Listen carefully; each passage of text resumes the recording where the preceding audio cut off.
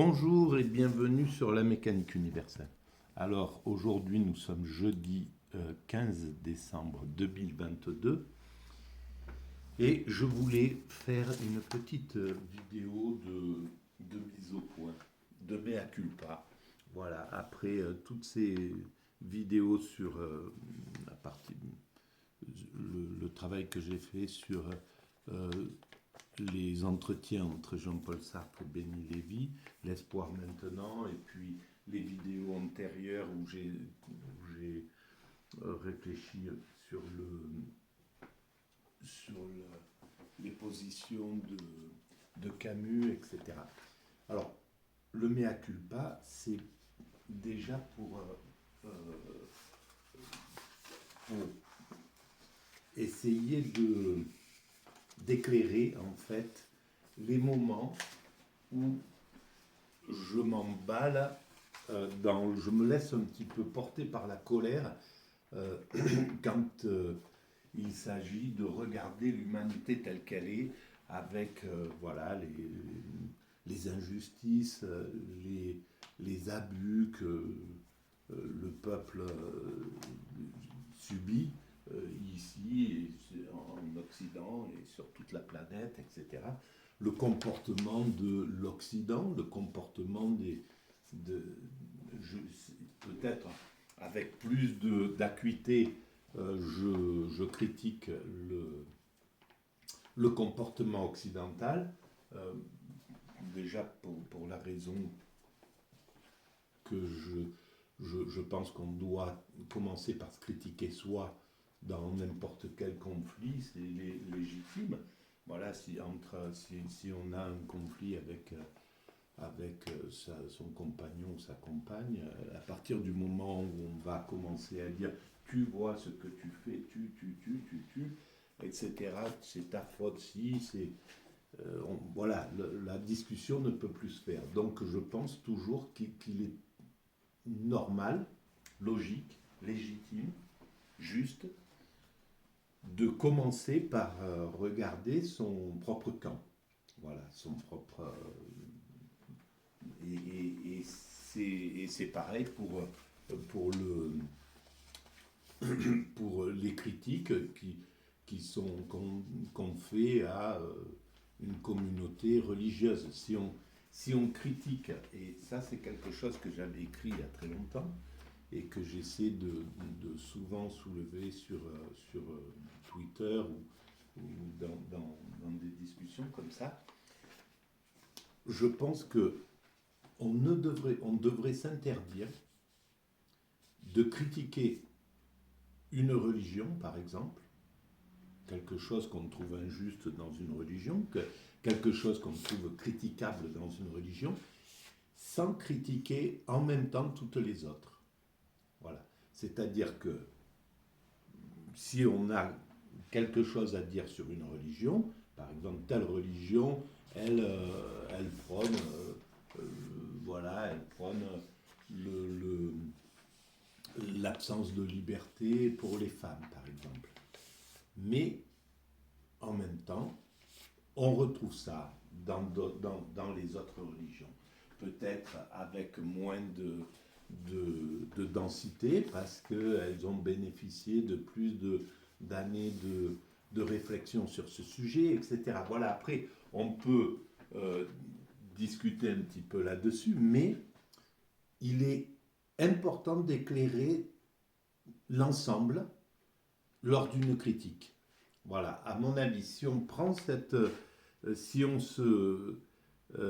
s'obligeait à comme disait Camus, un homme c'est quelqu'un qui s'oblige, si on s'obligeait à chaque fois qu'on porte un jugement sur quelque chose qui nous est étranger, qui n'est pas sur nous, alors le jugement sur nous, voilà, il n'y a pas de problème. Si on commence par nous, c'est d'ailleurs encore mieux. Voilà, on peut, pour éclairer les autres, dire ben, nous, voilà, l'Occident fait ces erreurs, commet ces fautes-là, euh, et ça permet en général aux autres de dire oui, ben, nous aussi, de notre côté, on a ce genre de problème. Voilà. Bon, bref, en tout cas, ces actes. Ça, c'est la première chose déjà.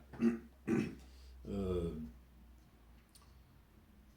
donc, et la seconde chose, ça serait de,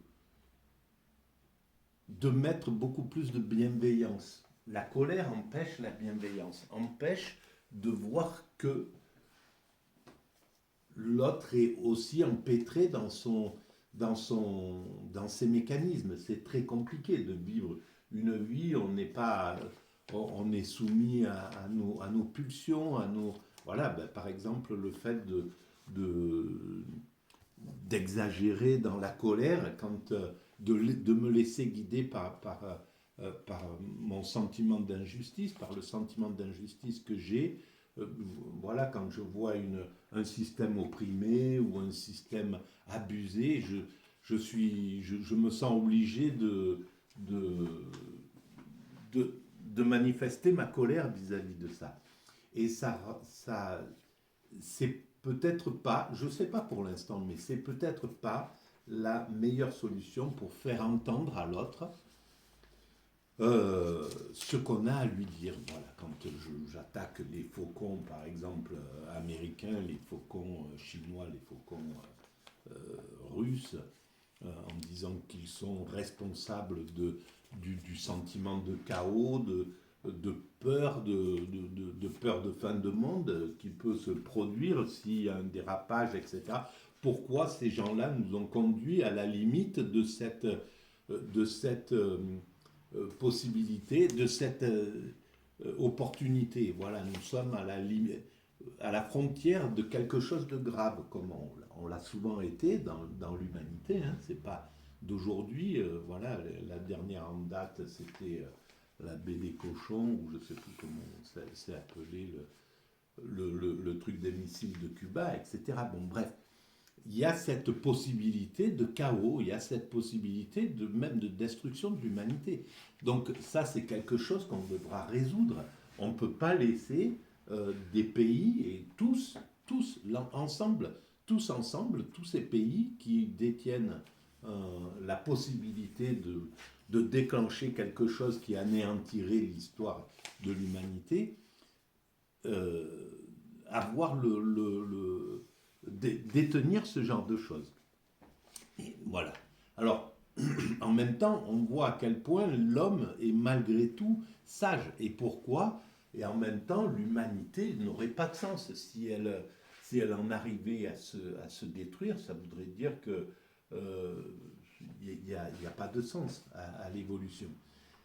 Donc, qu'on lutte contre ça, c'est une chose, qu'on tienne compte en même temps. Alors, en fait, quand je traite ces gens-là de primaires, quand je dis vous vous comportez comme à l'origine de l'humanité, comme lorsque nous étions des primates naturels, et c'est bon, déjà ça, je devrais aussi m'inclure là-dedans parce qu'il m'arrive de me comporter comme ça et déjà simplement le fait de laisser parler ma colère, c'est pas, voilà, ça décline de cette truc. Et bon, bref, il y a cette chose-là. Donc, je, l'intention est toujours de dire ça va pouvoir peut-être éveiller l'autre, lui faire prendre conscience de ce qu'il est dans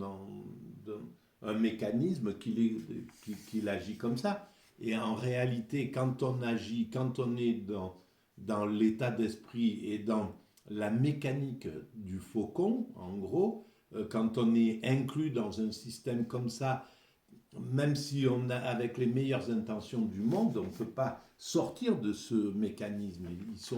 Ils sont prisonniers mutuellement entre, voilà, les Américains sont prisonniers des Russes, les Russes des Américains, les Européens des Américains et des Russes, les Russes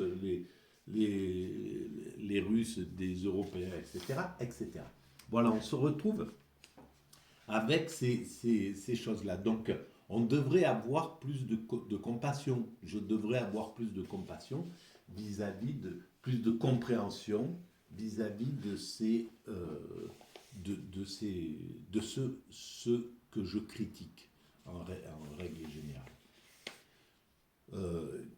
Et voilà, il est plus facile d'accepter les critiques quand on est pas quand on est libre en fait. Voilà, si quelqu'un par exemple vous dit ben, vous c'est nul ce que vous faites, etc.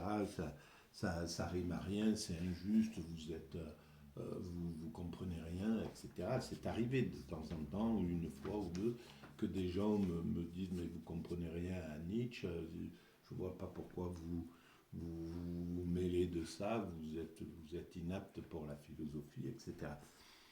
Euh, c'est plus facile pour moi qui ne suis pas inclus dans quoi que ce soit, qui suis une sorte d'électron libre, de pouvoir accepter ça et de pouvoir remettre en cause, de pouvoir dire ben, peut-être que voilà, est-ce que bon c'est juste, il faut que je rajoute quelque chose dans ma façon de, de, de montrer mon travail ou quoi que ce soit. Voilà, c'est beaucoup plus facile que pour quelqu'un que pour un George Bush qui est inclus dans un système talonné par tout le monde, etc., ou Emmanuel Macron, etc., etc. Donc, c'est pas simple, mais voilà. En même temps, je pense que ces moments de colère, ils doivent être relativisés, mais il sort des idées de ces moments-là. Alors en gros, ce que je voudrais dire, c'est un peu, je, je demande pardon en gros de choquer des gens, d'être un peu, d'être excessif quand je le suis, de pouvoir mettre à distance les moments de colère parce qu'ils ne sont pas justes, les moments où je parle de politique ou des choses qui sont mouvantes et qui seront dépassées un jour ou l'autre et que je ne peux pas expliquer correctement. Donc voilà, en tout cas, euh, voilà, je vais arrêter là sur cette vidéo. Merci.